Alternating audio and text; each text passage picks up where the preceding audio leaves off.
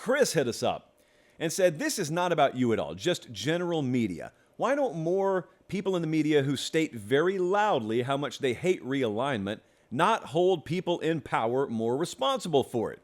When they have these commissioners on pods or radio shows, why are they not holding their feet to the fire? It's a good question because, see, Chris and I, if we had our perfect world, we probably have a very, very similar vision of what we would want college football to be. A lot of it's in the rearview mirror.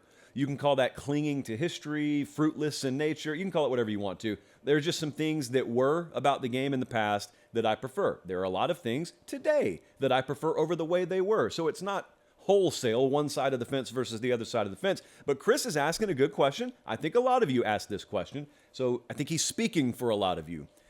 When you have a Greg Sankey on, or back when Kevin Warren was the Big Ten commissioner, why don't you just shout in their face, hey, how dare you? What gives you the right to do this to this sport? What gives you the right to go about realignment and putting the almighty dollar first and poaching these other conferences and tearing away at the fabric of the regionality that we love about college football?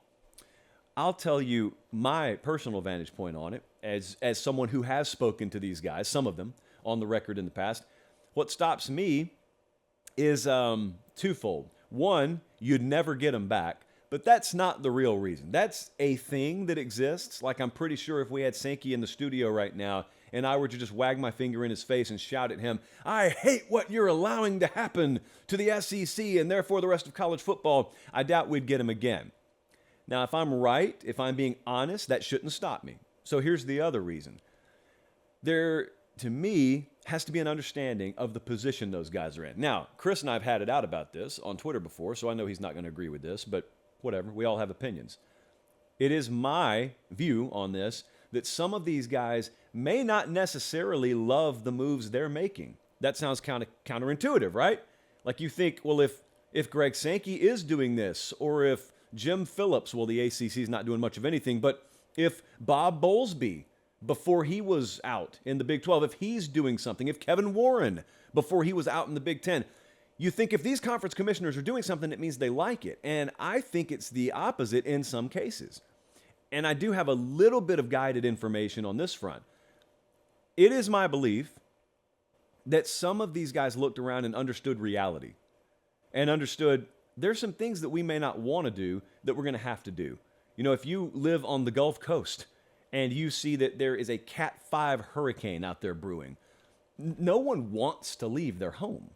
But as you pass me on the interstate and I ask you, what are you doing leaving your home? Why would you want to leave your home? You tell me, I had to do it before something happened to us.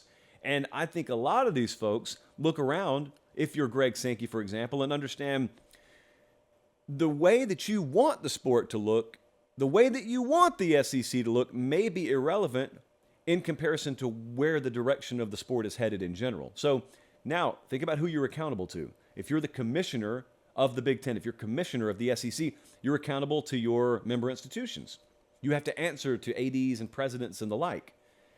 And if they find out that you had the opportunity on the table to go and add Texas and Oklahoma, and you didn't, because your personal preference was to keep the SEC where it was, and then the Big Ten comes in and adds OU and Texas, guess what happens to you? You're out of a job.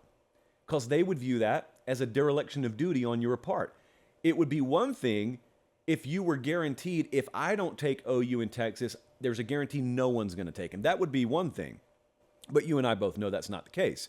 You and I both know this is the real world, and you understand if I don't take this prime rib now, the next guy that comes through the door is going to take it. And I think a lot of them are making those moves out of an understanding of that. There's an ideal world. There's the utopian world. That's the one we want to live in, by the way.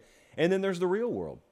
Now, I'm also not ignorant enough to think that these guys' intentions are just pure as the driven snow and they don't factor in money. Of course, they factor in money. I know that. And look, maybe I'm inflating them too much. Maybe I'm erring on the side of idealism a little bit too much. Maybe it is just profit at all costs. Maximization of P&L at all costs. Maybe it is that. I don't think so, but maybe it is. But in any event, when I talk to them, I'm talking to them with a baseline understanding along the lines of what I just described to you.